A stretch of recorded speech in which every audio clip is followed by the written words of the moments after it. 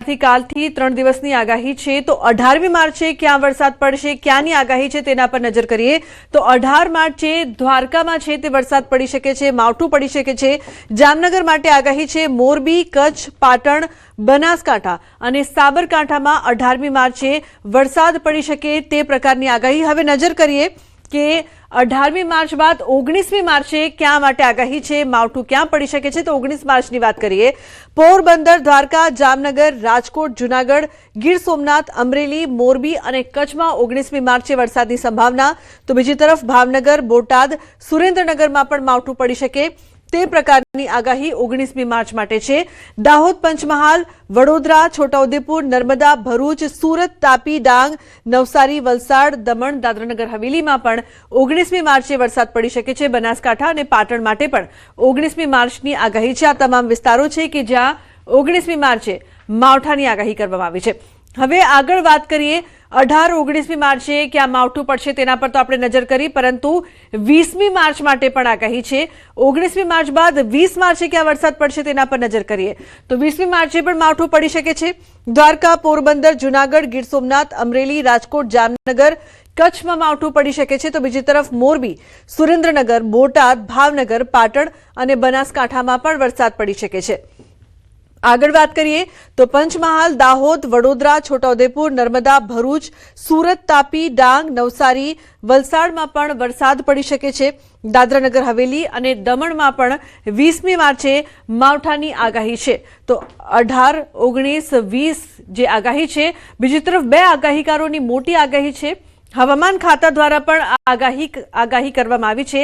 શું કહી રહ્યું છે હવામાન ખાતું તેના પર નજર કરીએ। 18, 19, 20 इसमें लाइट टू मॉडरेट रेन रहेगा और 18-19 को light to moderate rain thunderstorm with lightning wind speed 40 से 50 किलोमीटर प्रति घंटा में के साथ होने का संभावना रहेगा।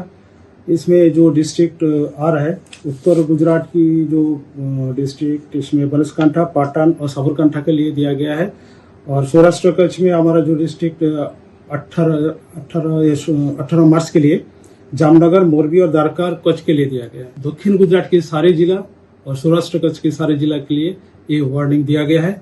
इसमें येलो वार्निंग के साथ 20 तारीख को लाइट रेनफॉल रहेगा। मेनली उत्तर गुजरात क्षेत्रों जो डिस्ट्रिक्ट है बनासकांठा, साबरकांठा और इधर जो कच्छ डिस्ट्रिक्ट के लिए।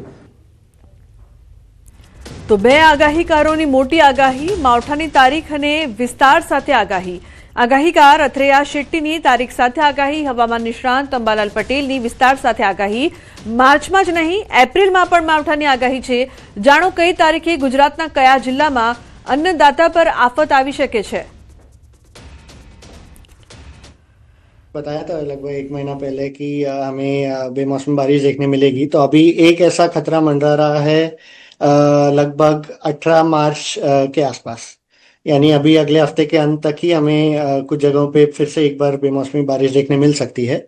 इसका कारण वेस्टर्न डिस्टर्बेंस ही रहेगा। 18 तारीख तक एक मध्यम रूप का एक वेस्टर्न डिस्टर्बेंस आने वाला है 18-19 मार्च तक, जिसके कारण उसकी पश्चिमी दिशाएं और जो उत्तर अरब सागर से नमी वाली हवाएं फिर एक बार गुजरात के ऊपर बढ़ने लगेंगी। और इसके साथ साथ ही जो 18-19 का जो वेस्टर्न डिस्टर्बेंस है उसकी ट्रफ दक्षिण की तरफ गुजरात तक आने की उम्मीद है। तो इसके कारण हम देखेंगे कि वो एटमॉस्फेयर में हलचल होगी, नमी रहेगी और जो दिन की गर्मी तो होती है वो रहेगी। तो इन सब के कारण हल्की बारिश कुछ जगहों पे अगले हफ्ते के अंत तक हमें देखने मिल सकती है। एक मजबूत पट्टी विकसवा पावવાની શક્યતા રહેશે, જેના લીધે હવામાનમાં મોટો ફરક આવશે। 20-22 સુધીમાં એક પરિવર્તન આવશે, જેમાં દેશ સહિત ઘણા ભાગોમાં કમોસમી વરસાદ થવાની શક્યતા રહેશે। ગુજરાતના ભાગોમાં પણ હવામાન પલટાશે, પરંતુ ગરમી વચ્ચે જ્યારે પશ્ચિમ વિક્ષોભ આવતો હોય છે ત્યારે કરા પડવાની શક્યતા રહેશે। એટલે ગુજરાતના ભાગોમાં લગભગ આ અરસામાં વાદળ વાયુ સાથે કરા પડવાની શક્યતા રહેશે। ત્યારબાદ તારીખ 28થી એપ્રિલ શરૂઆતમાં પણ એક પશ્ચિમ વિક્ષોભ આવશે। અમરેલી જિલ્લામાં છવાયું છે ગાઢ ધુમ્મસ। હવામાન વિભાગની કમોસમી વરસાદની આગાહી વચ્ચે જિલ્લામાં ગાઢ ધુમ્મસ છવાયું છે। સાવરકુંડલા અમરેલી હાઈવે ઉપર ધુમ્મસના કારણે વાહન ચાલકો પરેશાન થઈ રહ્યા છે। તો વાહન ચાલકો ધુમ્મસને લઈને વાહનોની હેડલાઇટ શરૂ રાખીને વાહન ચલાવી રહ્યા છે। તો ધુમ્મસભર્યું વાતાવરણ જોવા મળી રહ્યું છે, જેના કારણે વાહન ચાલકોને હાલાકી. વહેલી સવારથી ગાઢ ધુમ્મસ જોવા મળી રહ્યું છે.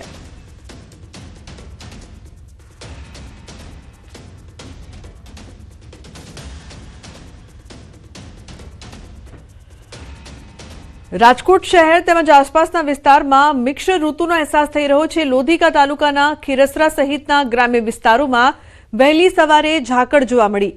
ગ્રામ્ય વિસ્તારોમાં બપોરના ઉનાળાનો ધોમ તડકો, મોડી રાત્રે ઠંડીનો ચમકારો, વહેલી સવારે ધુમ્મસ જોવા મળ્યો. ઉલ્લેખનીય છે કે વાતાવરણમાં પલટો જોવા મળી રહ્યો છે. સવારથી વાતાવરણમાં પલટો, ધુમ્મસભર્યું વાતાવરણ જોવા મળી રહ્યું છે. તો ઉલ્લેખનીય છે કે મિશ્ર ઋતુનો અહેસાસ રાજકોટના લોકો પણ કરી રહ્યા છે. ક્યારેક ગરમી તો ક્યારેક ઠંડી, તો બીજી તરફ સવારે ધુમ્મસ, બપોરે ગરમી ને રાત્રે ઠંડી, એટલે કે 3 ઋતુનો અહેસાસ એક જ દિવસમાં. થંડરસ્ટોર્મના કારણે વાતાવરણ પલટાયું.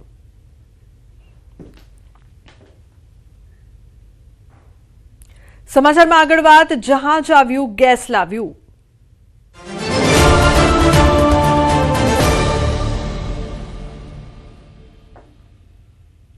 ગેસના સંકટ વચ્ચે રાહતના સમાચાર. એલપીજી ભરેલું વધુ એક જહાજ પહોંચ્યું છે ગુજરાતના બંદરે. નંદાદેવી જહાજ પહોંચ્યું દ્વારકાના વાડીનાર બંદરે. આ જહાજમાં 46,000 મેટ્રિક ટન એલપીજીનો જથ્થો. નંદાદેવી એલપીજી વહન કરતું બીજું મોટું જહાજ. ગઈકાલે શિવાલિક જહાજ મુન્દ્રા પહોંચ્યું હતું. બંને જહાજમાં 92,700 મેટ્રિક ટન એલપીજીનો જથ્થો છે. તો રાહતના સમાચાર, જે જહાજ છે તે પહોંચ્યું છે એલપીજી ભરેલું વધુ એક જહાજ ગુજરાતના બંદરે. ગેસના સંકટ વચ્ચે આ સૌથી મોટા સમાચાર.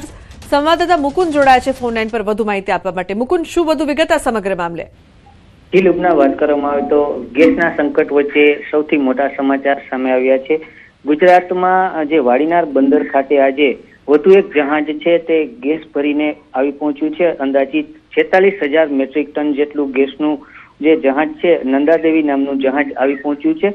આ જહાજ છે તે વાડીનાર બંદરથી 10 નોટિકલ માઇલ દૂર રાખવામાં આવ્યું છે. ત્યાંથી પાઇપલાઇન મારફતે વાડીનાર ખાતે ગેસ જે છે તે સપ્લાય કરવામાં આવશે અને ત્યારબાદ જે ગુજરાત સહિત દેશના અનેક રાજ્યોમાં આ ગેસ સપ્લાય કરવામાં આવશે. ત્યારે જે જહાજ છે તે દરિયાથી 10 નોટિકલ માઇલ દૂર રાખવામાં આવ્યું છે અને હાલ થોડી જ વારમાં ત્યાં પણ મીડિયા કર્મીઓને પણ પ્રવેશ આપવામાં આવશે અને તમામ જે માહિતી છે તે ઉચ્ચ અધિકારીઓ દ્વારા પણ આપવામાં આવશે.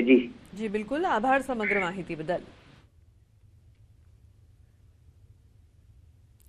પાકિસ્તાને અફઘાનિસ્તાન પર કર્યો છે હવાઈ હુમલો. અફઘાનિસ્તાનમાં એર સ્ટ્રાઇકથી 400 લોકોના મોત થયા છે.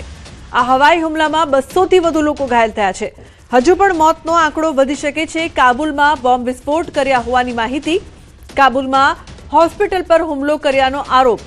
તો હવાઈ હુમલાથી અફઘાનિસ્તાનમાં દોડધામ મચી ગઈ છે. તાલિબાન સરકારના પ્રવક્તાએ કહ્યું, પાકિસ્તાની લશ્કરી શાસને ફરી એકવાર અફઘાન હવાઈ ક્ષેત્રનું ઉલ્લંઘન કર્યું છે. તેણે કાબુલમાં એક ડ્રગ રિહેબિલિટેશન હોસ્પિટલને નિશાન બનાવી છે. આ હુમલામાં ત્યાં સારવાર લઈ રહેલા ડ્રગ વ્યસનીઓ માર્યા ગયા અને ઘણા લોકો ઘાયલ થયા છે.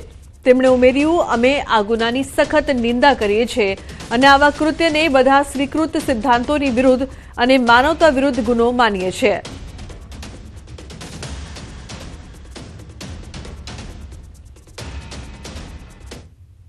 અન્ય સમાચાર, સુરેન્દ્રનગરથી ચૂડા તાલુકાના ગોખરવાડા ગામે વીજલાઇનમાં શોર્ટ સર્કિટ થતા ખેતરમાં આગ લાગી. વીજલાઇનમાં શોર્ટ સર્કિટ બાદ તણખલા ખેતરમાં પડતા ઘઉં વરિયાળીના પાકમાં આગ લાગતા વ્યાપક નુકસાન. અંદાજે 5 વીઘા જમીનમાં વાવેતર કરેલ ઘઉંનો પાક સંપૂર્ણ બળીને ખાક થઈ ગયો છે. અન્ય ખેડૂતના ખેતરમાં વરિયાળીના પાકમાં પણ નુકસાન થયું છે. તેમજ ખેતરમાં રાખેલ ટપકની પાઇપ પણ આગમાં બળીને ખાક થઈ ગઈ છે. પીજીવીસીએલ તંત્ર દ્વારા ખેડૂતોને નુકસાન અંગે વળતર આપવામાં આવે તેવી ખેડૂતોની માંગ છે. પીજીવીસીએલ સ્ટાફ આવી અને ત્યાં બધું દેખરેખ જોઈ અને તપાસ કરીને ગયા છે. સુરતના ભેસ્તાન વિસ્તારમાં અસામાજિક તત્વો બેફામ બન્યા છે. સંગમ ચોક નજીક બ્લુ સિટી બસના કંડક્ટર પર કેટલાક શખ્સોએ જીવલેણ હુમલો કર્યો. મળતી માહિતી મુજબ બસમાં ચડવા બાબતે થયેલી રકઝક બાદ અસામાજિક તત્વોએ ઉશ્કેરાઈ જઈ કંડક્ટર પર હુમલો કર્યો હતો.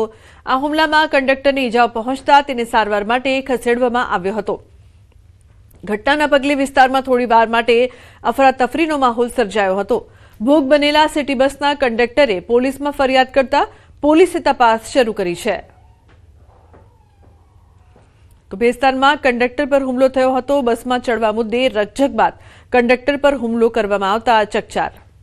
તો હુમલામાં કંડક્ટર ઇજાગ્રસ્ત થયો છે.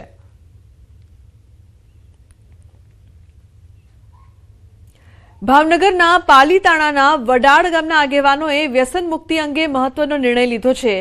દારૂ કે અન્ય નશો કરેલી હાલતમાં વડાળ ગામનો કોઈ વ્યક્તિ ગામમાં જણાશે તો તેને દંડ કરાશે.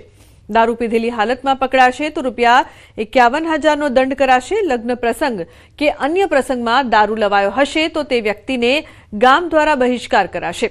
વ્યસન મુક્તિ અંગે સાધુ સંતો આગેવાનો સહિતની ઉપસ્થિત બેઠક મળી. બેઠકમાં સરપંચ વનરાજભાઈ કામડિયા દ્વારા લેવામાં આવ્યો નિર્ણય.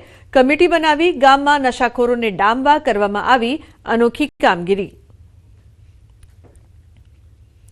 અમરેલીના વડિયા તાલુકાના જંગર ગામે આજે વિકાસ કામોના લોકાર્પણનો ભવ્ય કાર્યક્રમ યોજાવાનો છે. મંત્રી કૌશિક વેકરિયા અને જીતુ વાઘાણીની હાજરીમાં કાર્યક્રમ યોજાશે. આ ગામમાં બનાવવામાં આવેલા રિવરફ્રન્ટ તેમજ સોલાર પ્રોજેક્ટનું લોકાર્પણ કરવામાં આવશે. વડિયા અને કુંકાવાવ તાલુકાના કુલ 45 ગામોને તળાવો ઊંડા કરવા માટે ગામદીઠ એક હિટાચી મશીન 60 દિવસ સુધી મફતમાં આપવામાં આવશે. ગીર ગંગાના સાનિધ્યમાં થનારી આ કામગીરીથી પાણી સંચયમાં વધારો થશે તેમજ ગ્રામ્ય વિસ્તારોમાં પાણીની સમસ્યાનો ઉકેલ લાવવા મહત્વપૂર્ણ પગલું સાબિત થશે. ગામના દરેક ઘરમાં સોલાર પેનલ લગાવી ગામને ઉર્જા ક્ષેત્રે આત્મનિર્ભર બનાવવાનો પ્રયાસ કરવામાં આવ્યો છે. પીજીવીસીએલ અને માનનીય ઉર્જા મંત્રી શ્રી કૌશિકભાઈ વેકરિયા સાહેબના વરદ હસ્તે 6.83 કરોડ રૂપિયાનું CSR ફંડ અમે લોક તળાવ અને લોક ભાગીદારીમાં આપી રહ્યા છીએ. જેમાં 45 ગામોની વરણી કરવામાં આવેલ છે અને 45 ગામોમાં તળાવ નવા બનાવવા અથવા તો ઊંડા ઉતારવાનું કામ છે. ગામમાં તળાવ રિવરફ્રન્ટ બનાવેલું છે અને ગામ લોકો તથા દાતાશ્રીના સહયોગથી હર ઘર સોલાર રૂફટોપ લગાવેલું છે. ભાજપ પ્રદેશ પ્રમુખ જગદીશ વિશ્વકર્મા પાટણ જિલ્લાની મુલાકાતે ચાણસ્માના કાર્યકર સંમેલનમાં પ્રદેશ પ્રમુખે સંબોધન કર્યું હતું. આગામી સ્થાનિક સ્વરાજની ચૂંટણીઓને ધ્યાનમાં રાખીને જગદીશ વિશ્વકર્માએ હુંકાર કર્યો હતો અને કાર્યકરોમાં